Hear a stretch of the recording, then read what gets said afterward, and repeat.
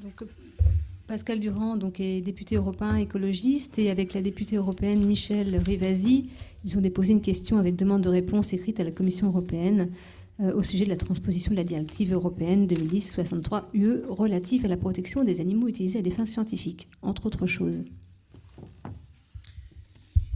Oui, merci beaucoup. Ça va être un passage un peu délicat parce qu'on est sans transition sur des explications scientifiques à un environnement politique, donc c'est un peu brutal. Je m'attendais à ce qu'il y ait une petite transition, mais je vais essayer quand même de ne pas apparaître trop décalé. C'est très difficile pour un politique d'être crédible quand il parle de ce sujet-là. Et donc je voudrais, à titre liminaire, dire qu'en tant qu'écologiste, moi-même, je ne suis pas particulièrement fier, et je le dis à chaque fois, parce que si on n'a pas le courage de reconnaître qu'il y a une difficulté, après on a du mal à expliquer la réalité et à être cru. Donc moi j'ai quand même un peu de mal, et je le dis, à parler de la question animale au nom d'une classe politique qui se contrefout globalement depuis des années de cette question-là. Et ça vaut aussi, et je l'ai dit en interne, vous avez, je crois, tout à l'heure entendu mon ami Jacques Boutot, le maire de cet arrondissement. Ça fait des années que nous nous battons pour essayer de faire en sorte que la question animale soit une question majeure dans le débat politique. Et ça n'a pas été, et ça n'est pas reconnu en tant que tel par la classe politique d'une manière générale. Ça bouge chez les écolos, et je m'en réjouis. Je m'en réjouis profondément, parce que pendant des années, même les écologistes ont considéré que la question animale était une question annexe, une question seconde. Je dirais pas secondaire, mais en tout cas qu'elle ne venait pas en premier lieu. Et ça, c'est en train de changer. C'est en train de bouger, donc c'est une bonne nouvelle.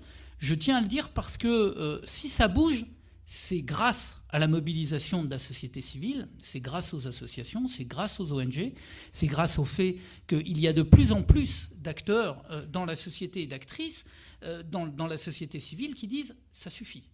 Il faut que cette question maintenant soit prise en compte et soit prise sérieusement en compte. Donc cette évolution est une évolution intéressante, importante. On est loin encore. Je vais vous donner juste un exemple. On est loin encore d'avoir une classe politique qui soit à la hauteur des enjeux et des questions qui se posent. Nous avons eu, alors c'est pas directement sur la vivisection, mais c'est un exemple qui est pas très éloigné et qui illustre bien la question. Nous avons eu, il y a quelques mois, une discussion au Parlement européen sur la directive bien-être animal. Et sur la stratégie européenne, là je ne parle pas uniquement de la question de la vivisection, de l'utilisation des animaux sur ce sujet-là, mais globalement la question du bien-être animal, donc le transport, les eaux, les conditions d'élevage, enfin, etc., tout ce qui est lié à la faune d'une manière large. Nous devions venir au Parlement européen pour revoir la stratégie à l'horizon 2017-2020. Et avant que nous arrivions sur ce débat-là, qui était évidemment un débat très important et qui normalement devait porter une quasi-unanimité sur l'ensemble des groupes, il y a eu les attentats de Paris. Bon, c'est évidemment un phénomène dramatique et des centaines de morts. Enfin, la question est une évidence, ces attentats sont une horreur. Eh bien, au moment où nous devions parler au Parlement européen de la question du bien-être animal et de la révision de la directive, un parlementaire s'est levé pour dire qu'il était indécent de parler de la directive du bien-être et de la question animale dans une enceinte parlementaire après les attentats de Paris. Ce parlementaire, qui au demeurant était un parlementaire français, s'est fait, pour une part, siffler par la salle. Mais par les parlementaires. Mais si j'insiste sur ce point, c'est simplement pour vous dire qu'il y a encore dans la classe politique majoritaire le fait que la question animale est une question qui ne doit pas être traitée à la même mesure et à l'aune des questions humaines. Or, et là je le dis très clairement, pour un écologiste, le vivant ne peut pas se différencier ou se séquencer. Le respect que l'on doit aux vivants vaut pour les êtres humains comme il vaut pour les animaux.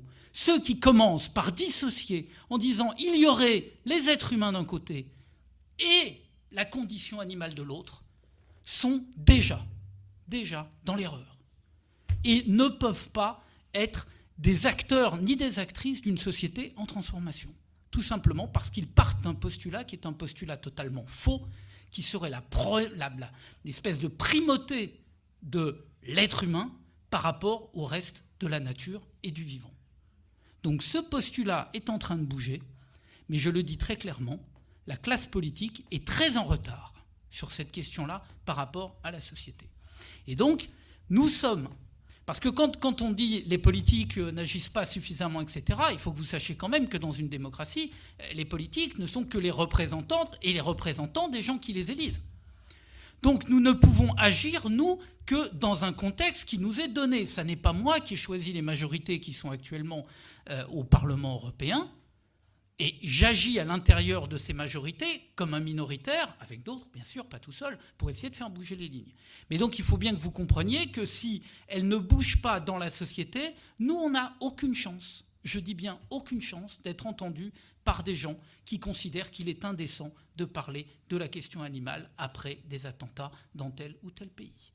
Donc moi, j'ai besoin de vous, je le dis à chaque fois, si la société ne se mobilise pas sur ces sujets, si l'on accepte les dérives qui sont actuellement, par exemple, sur la question de l'élevage, sur les questions qui sont faites sur le transport des animaux, etc., quoi que l'on pense du fait que, in fine, ces animaux seront tués, seront mangés, et ça c'est évidemment un débat majeur. Mais indépendamment de ce débat-là, le fait de torturer les animaux, le fait d'accepter la corrida, le fait d'accepter tous ces phénomènes-là, si les gens ne réagissent pas, effectivement, nous, on n'a aucune chance parce qu'on est totalement minoritaire sur ces questions-là. Voilà. Donc je tiens à le dire, ça n'est pas directement lié à la vivisection, mais il faut bien comprendre que le combat sur la vivisection ne peut être gagné que dans un contexte politique où l'on arrivera à faire bouger les pensées.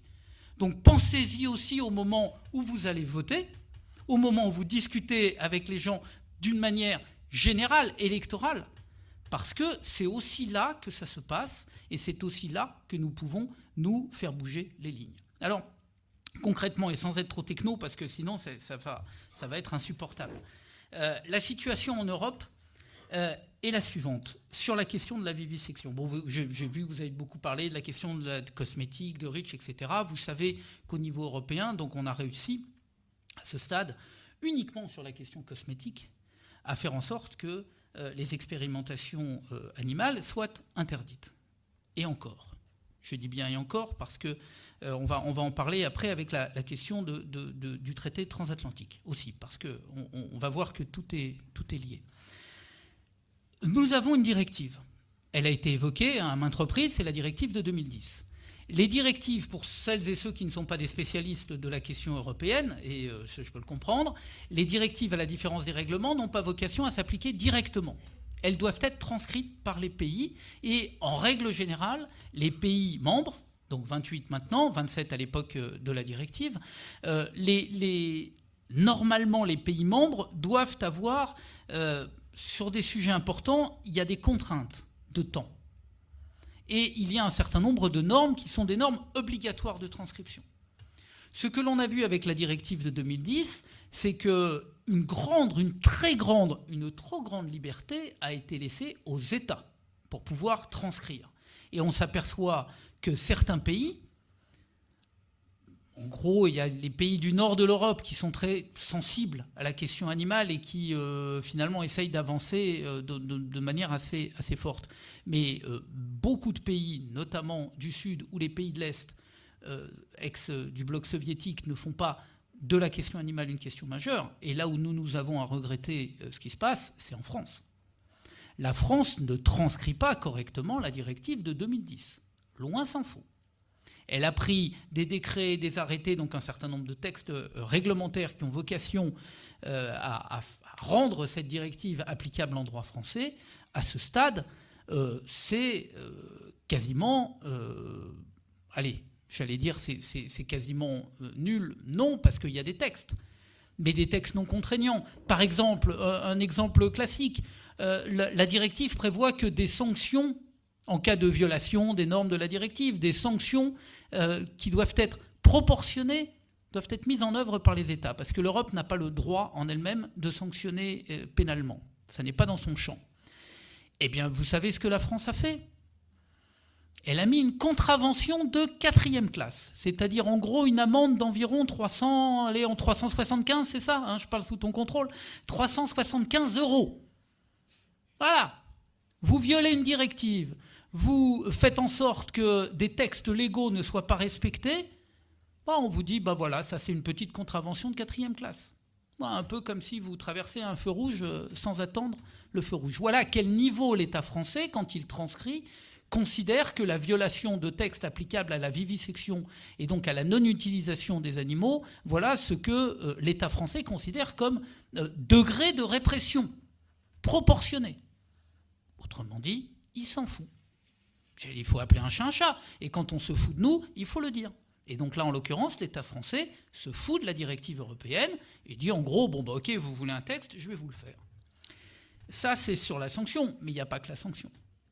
On n'arrive pas à ce stade à faire vivre en France, alors ça a été dit et très clairement dit, la question des procédés de substitution ou alternatifs, l'un ou l'autre, on n'arrive pas à le faire vivre parce qu'on n'arrive pas d'abord à faire en sorte que les financements de la recherche, notamment de la recherche fondamentale, on n'arrive pas à faire en sorte que ces financements ne soient pas affectés à l'ancien monde.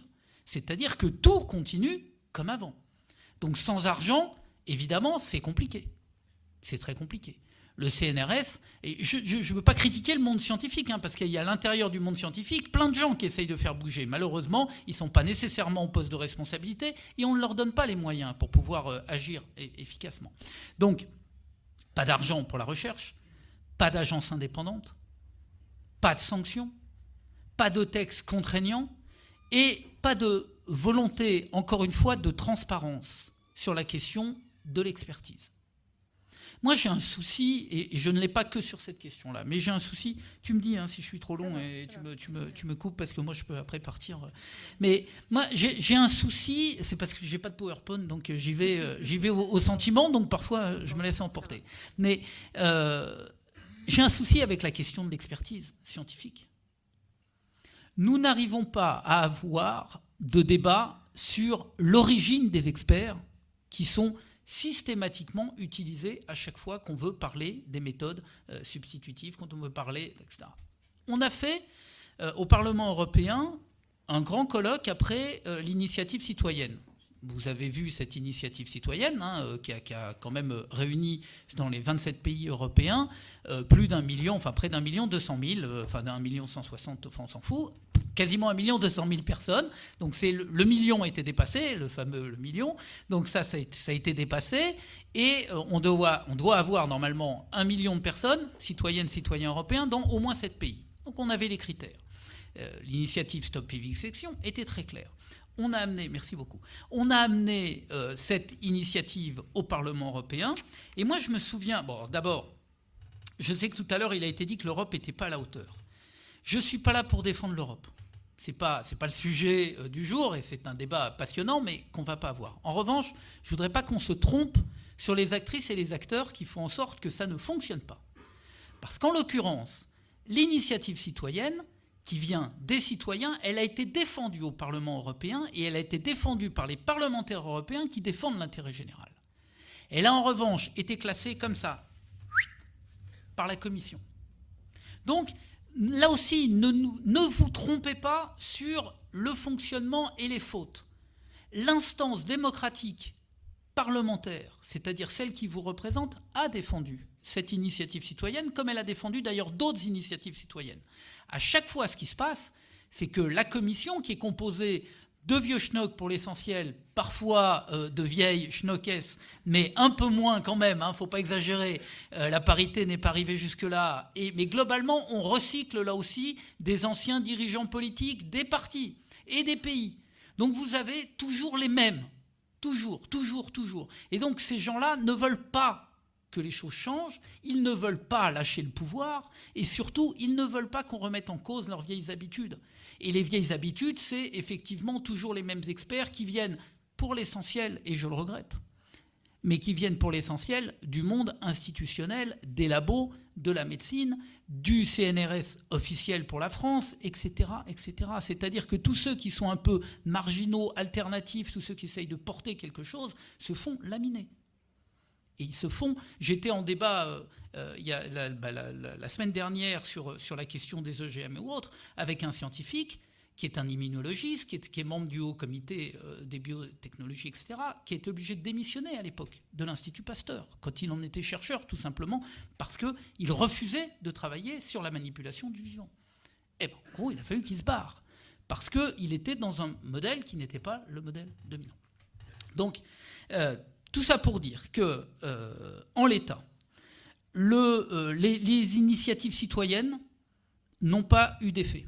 Mais donc, ce que je voulais dire, c'est que quand on a fait ce grand colloque, je ne sais pas s'il y avait des gens qui étaient présents et qui sont venus jusqu'à Bruxelles, je ne sais plus si c'était Bruxelles ou Strasbourg, quand on a fait ce colloque, les labos pharmaceutiques nous ont mis en face 2 prix Nobel. Le problème qu'on a, c'est que vous avez des députés, certains sont de bonne foi, certains ne le sont pas, mais certains sont de bonne foi.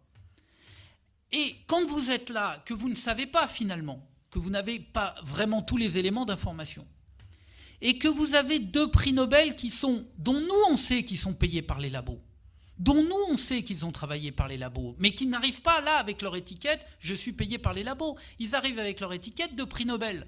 Mais parfois ce sont d'ailleurs des prix Nobel qui n'ont rien à voir avec les sujets scientifiques qui sont évoqués. Simplement ils se servent de leur aura. Et puis ils nous balancent toujours le même argument. Ah, mais vous comprenez, si on n'avait pas la recherche sur les... peut-être on ne pourrait pas sauver un enfant. Cet argument-là est l'argument le plus... J'allais dire le plus ignoble, mais il n'y a quasiment pas d'autre mot. C'est un argument scandaleux. C'est de dire, ah mais si vous êtes contre l'utilisation des animaux, vous allez laisser mourir des enfants.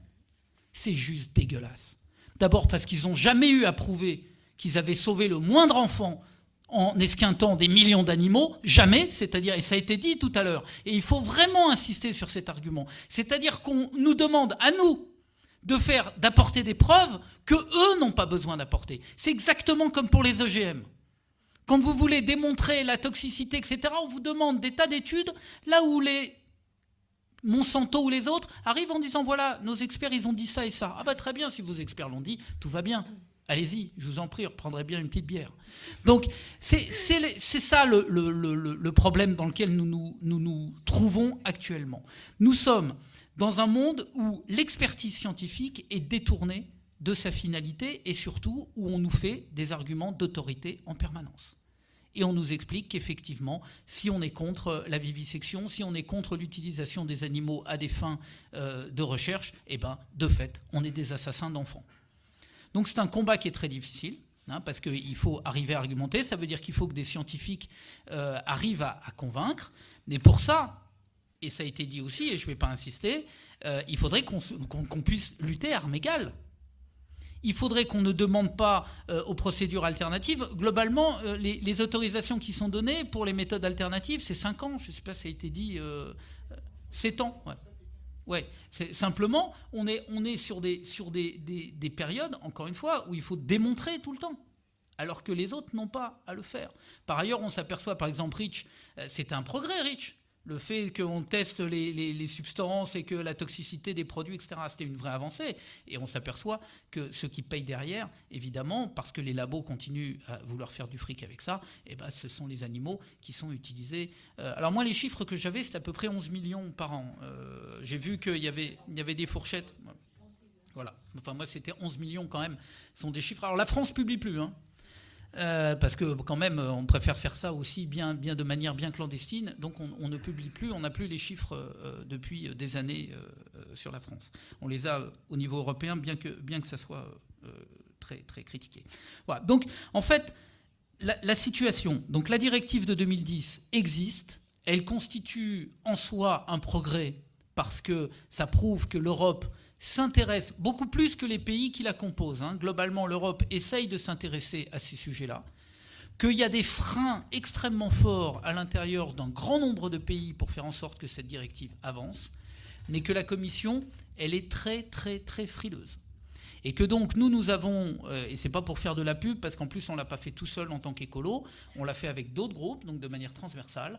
On a interpellé la Commission pour lui demander, notamment sur la transposition en France, on l'avait fait avec Michel Rivasi, autre députée européenne écolo, on a interpellé la Commission pour dire est-ce que vous pouvez nous dire où en est le suivi de la directive et de la transcription en France de la directive de 2010. Réponse de la Commission, ah ben non, c'est trop tôt. Voilà. On verra ça, parce que normalement, on doit revenir en 2017 et puis en 2019. Donc, on verra ça. Donc, très bien. Donc, hop, encore une fin. Et pourtant, on est députés, donc ils seront censés, normalement, nous, allez, hop, poubelle. Donc, pas de réponse là-dessus.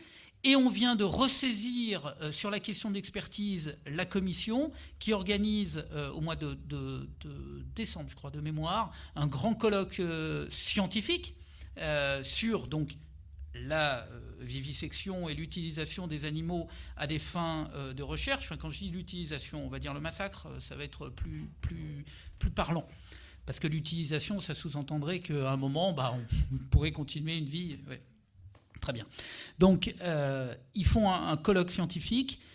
Nous n'avons aucune transparence sur ce colloque, sur les scientifiques qui interviennent, et surtout aucune garantie d'équivalence de temps de parole, du fait qu'on puisse là aussi avoir un équilibre dans le débat. Donc on a interpellé à nouveau la commission sur ce sujet-là, et on espère que ça se passera de manière plus efficace que la dernière fois. Voilà. Donc la conclusion de tout ça, c'est que la législation commence à exister, que sans une forte pression des citoyennes et des citoyens des pays qui composent l'Europe, malheureusement, les transcriptions seront lentes, que parfois elles ne seront même pas efficientes du tout, que moi j'ai besoin, avec un certain nombre de mes amis au Parlement européen, j'ai besoin de vous.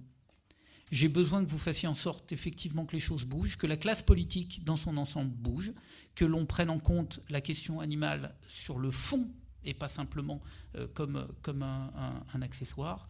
Et qu'avec tout ça, on va arriver à faire bouger ensemble les choses. Moi, je le dis, mais vraiment parce que je ne suis pas optimiste de nature, je ne suis pas non plus... voilà.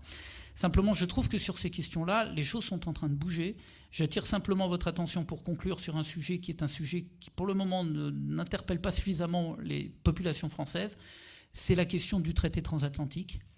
Il faut savoir que les normes sur la question animale, et moi j'avais fait un débat il n'y a pas très longtemps sur conditions animales et traité transatlantique, les normes aux États-Unis ne sont absolument pas les mêmes qu'en Europe. Elles sont bien pires.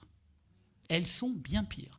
Et donc le traité transatlantique, si demain il s'applique, la question animale n'étant absolument pas dans les exceptions qui seront hors traité, ça veut dire qu'un certain nombre, même y compris sur la question des produits cosmétiques, c'est pour ça que je disais que sur les cosmétiques, ça ne va pas être aussi simple que ça, aux États-Unis, on a le droit de faire des tests sur animaux, y compris pour la cosmétique. Donc ça veut dire qu'à travers le traité transatlantique, et je ne parle même pas des conditions d'élevage, des conditions de transport, etc., qui sont évidemment abominables, l'univers concentrationnaire à l'égard des animaux est encore bien pire aux États-Unis que ce qu'il est en Europe. Donc si le traité transatlantique venait à passer, les animaux, comme tous les êtres sensibles et comme tous ceux qui sont sans défense, seront les premiers à subir les effets de ces nouvelles législations. Donc il faut faire très attention. Ça n'est pas pour agiter des chiffons pour rien. Je suis persuadé que le traité transatlantique a vocation à détruire un certain nombre de normes environnementales et donc sociales et animales pour les animaux. Donc faites très très attention et faites en sorte que ce traité transatlantique, de la même manière que vous défendez les animaux, considérez que le fait de faire tomber les normes européennes sur ces sujets-là mettrait en péril les fragiles avancées que nous essayons d'obtenir. Voilà. Merci beaucoup.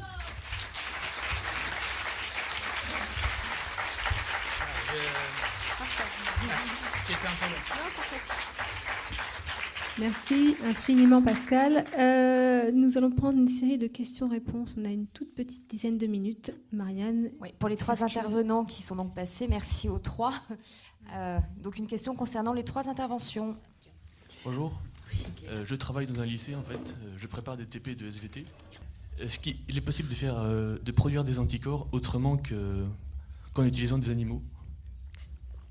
Oui, dans la mesure où...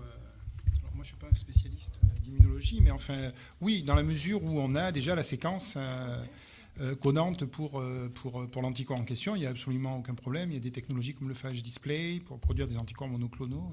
Ça pose absolument aucun problème. Voilà. Maintenant, s'il s'agit vraiment d'un nouvel antigène complètement nouveau, je pense que c'est plus compliqué de s'affranchir totalement de l'organisme. Mais je ne sais pas ce qu'en pense André. Je t'en prie. Très rapidement, en fait, aujourd'hui c'est possible, je ne sais plus qui a posé la question, excusez-moi, je ne sais pas où vous êtes. Voilà. Donc aujourd'hui c'est possible, on peut fabriquer des anticorps sans utiliser d'animaux. Je connais un groupe de recherche à Genève qui fait ça, qui s'est spécialisé dans ce type de manip, justement comme alternative à l'expérimentation animale. Donc je peux vous mettre en relation, vous aurez mes coordonnées à la fin de la journée si vous voulez, mais oui, c'est tout à fait possible.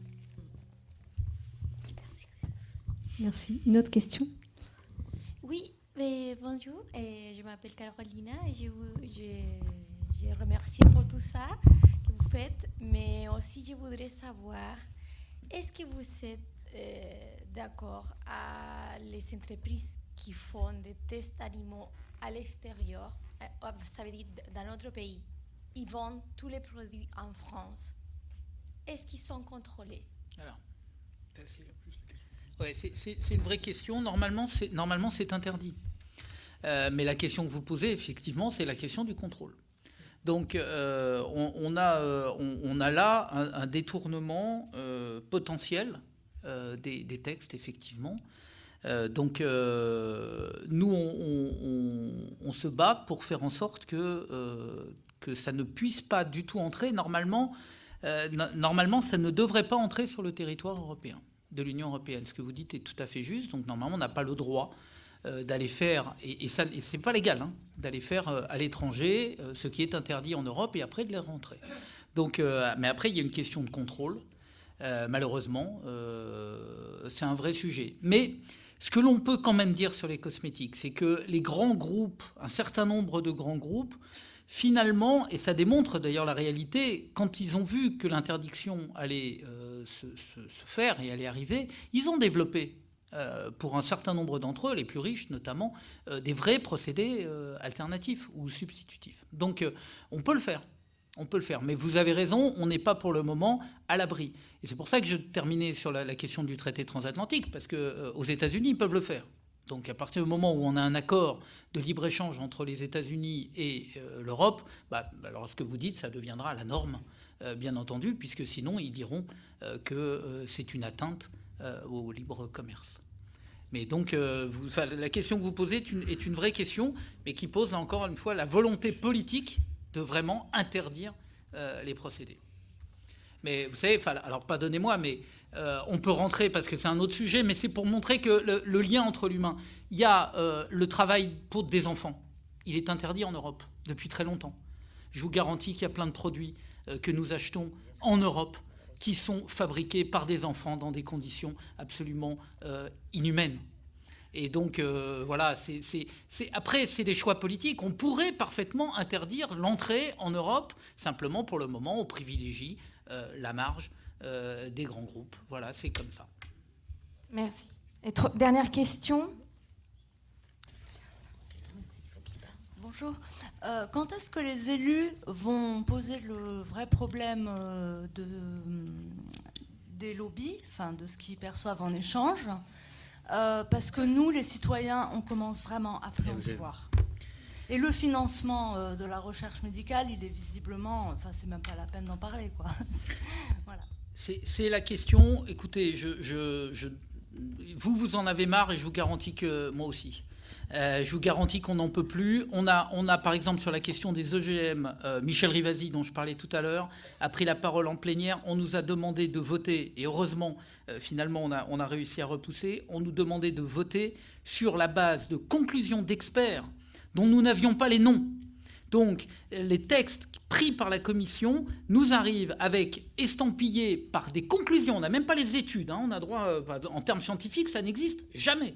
Jamais. On a juste droit au résumé à la fin par des experts dont nous n'avons même pas pu obtenir le nom. Donc ça va être la question de l'expertise dans une société qui devient de plus en plus technique et technicienne et technocrate. La question de l'expertise au XXIe siècle va être une question absolument majeure. Donc je vous garantis que vous en avez marre, nous aussi, parce qu'en plus c'est un recul complet de la démocratie. Ce sont des gens, et on l'a vu sur plein d'autres sujets, on le voit sur la pollution de l'air, on le voit sur la pollution de la flotte, etc. Les politiques, qui ne sont pas d'accord, il y a plein de choses à dire sur les politiques, mais enfin, ils doivent quand même rendre des comptes de temps en temps. Des experts ne rendent de compte à personne, sauf à ceux qui les payent. Et comme on ne sait même pas qui les paye, donc on revient toujours aux mêmes questions. On est là dans une société, effectivement, où le danger, et c'est un danger démocratique réel, c'est qu'on ne sait plus qui prend les décisions et surtout qui les rémunère. C'est ça, le problème du conflit d'intérêts est un problème absolument fondamental. Donc je suis désolé, où on sent les élus, ils sont comme vous, mais je répète, pardon de le répéter, mais si vous gueulez pas assez fort, nous, on peut rien faire derrière parce qu'on est minoritaire. Voilà, c'est comme ça. Mais en revanche, je vous garantis que si vous gueulez, nous on gueule aussi. Et là, vous pouvez me faire confiance. Je ne suis pas tout seul, mais vous pouvez me faire confiance. Je lâche rarement l'affaire sur cette question-là. Merci beaucoup. Alors, une toute petite question, et après on devra donner la parole à Christophe Masse. Marianne, il y a une dame là-bas.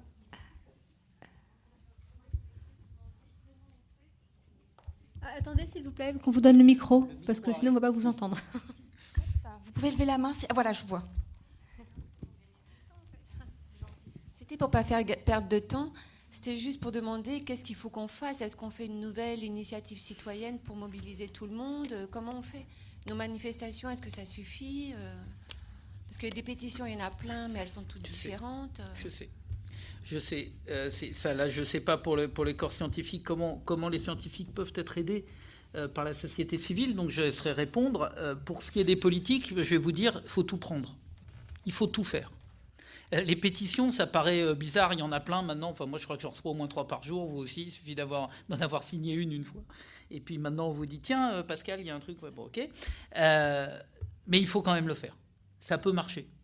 Ça peut marcher. Les initiatives citoyennes, le Parlement s'en est saisi à 3 reprises. Et donc, on essaye de faire bouger la Commission. Oui, il faut continuer. Il faut continuer parce que sinon les autres se considèrent en terre conquise, donc il faut se battre. Voilà, les pétitions, les manifs, les lettres aux politiques, les mails, tous ces sujets-là, bien sûr, il faut le faire. J'ai une question, monsieur le député. Est-ce que, au vu de votre exposé, qui était fort bien clair et dont je vous remercie d'ailleurs, est-ce qu'il ne faudrait pas, selon vous, compte tenu des conflits d'intérêts que vous avez très bien décrits, est-ce qu'il ne faudrait pas carrément changer notre politique de santé et tout le système de santé qui est basé, qui n'est pratiquement que sur des conflits d'intérêts à tous les niveaux? Si, bien sûr. Maintenant, c'est bien sûr qu'il faudrait changer. Je l'ai dit tout à l'heure, la démocratie est en panne. Le fonctionnement de toutes ces grandes institutions est simplement... Je vous retournerai la question, c'est pas pour me défausser, mais comment on fait pour changer ça? Comment est-ce que moi, en tant qu'élu démocratique à l'intérieur des institutions, je peux faire pour faire changer tout seul les choses? C'est-à-dire que les institutions ne se réformeront pas d'elles-mêmes. Donc ça veut dire que là aussi, il y a un rôle des partis politiques, des ONG, des associations. Il faut arriver à faire bouger tous ensemble. Oui. Mais voilà, mais bien sûr qu'il faut changer, et pas que sur la question de la santé, mais sur la question de la santé, c'est une évidence.